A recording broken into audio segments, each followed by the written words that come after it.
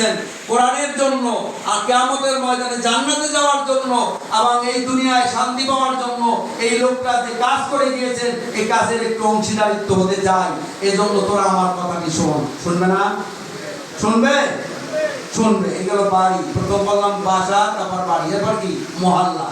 মহল্লায় যারা মুরব্বী আছে তাদেরকে ডাকেন, যারা নামাজি, যারা মসজিদে যায় তাদেরকে বলেন দল মত কিছু চিনি না, একটা জিনিস চিনি যে আল্লামা সাইদ রহমাতুল্লাহ আলাই একটি ভোটের জন্য তার সন্তানকে আমাদের কাছে পাঠিয়েছে, এই ভোটটি আমাদেরকে দিতে হবে।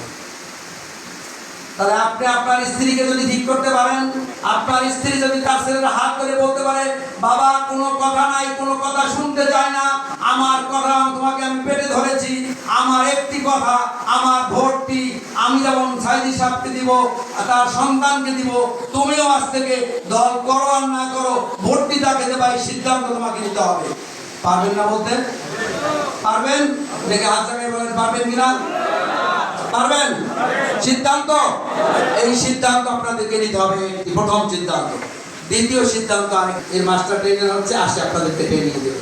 এর আগে আমি একটু কথা বলে যাই, আপনাদের মেয়েরা, আপনাদের স্ত্রীরা, যারা ইয়ং আছেন তাদের স্ত্রীদেরকে মানসিক তৈরি রাখবেন যে ভোট সেন্টারে যেতে হবে, মুড়ি চিরা গুড় নিয়ে ভোট শেষ হওয়ার পর, গোনা হওয়ার পরে, রেজাল্ট ঘোষণা করার পরে সিগনেচার করে এরপর ওখান থেকে আসবো, এর আগে আর ওখান থেকে বের হব না। সম্ভব?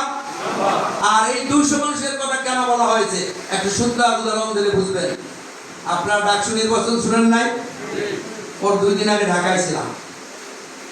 সিদ্ধান্ত হলো যে আমাদেরকে ভোট পাহারা দিতে হবে। মাত্র কয়েকজন মানুষকে সিদ্ধান্ত দিল। ওরা দেখলো যে না, এই ভোট ডাকাতি করার কোনো সুযোগ নাই। ঢাকা বিশ্ববিদ্যালয়ের চারিপাশ হাজার হাজার মানুষ দাঁড়িয়ে আছে যারা ভোট ডাকাতি করতে দিবে না। আপনারা কি ভোট ডাকাতি করতে দিবেন?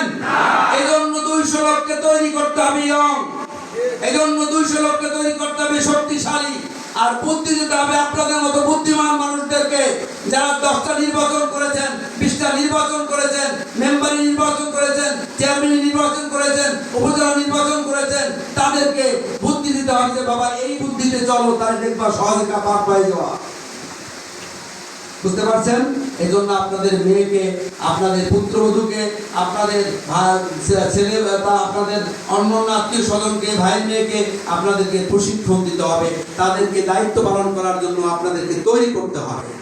পারবেন না? সম্ভব? সম্ভব। তাহলে এটা তৈরি করতে হবে। আজকের এখানে সর্বমোট 200 বা 250 লোক হতে পারে, তাই না? কিন্তু আমার আজকের এখান থেকে আমার সিদ্ধান্ত নিতে হবে আপনাদেরকে, আজকের এই সভায় আমি মনোমত নয়। যেদিন আপনার এখানে 1800 লোক একত্র হতে পারবেন, 1800 লোক একত্র হয়ে এক হয়ে আসবেন,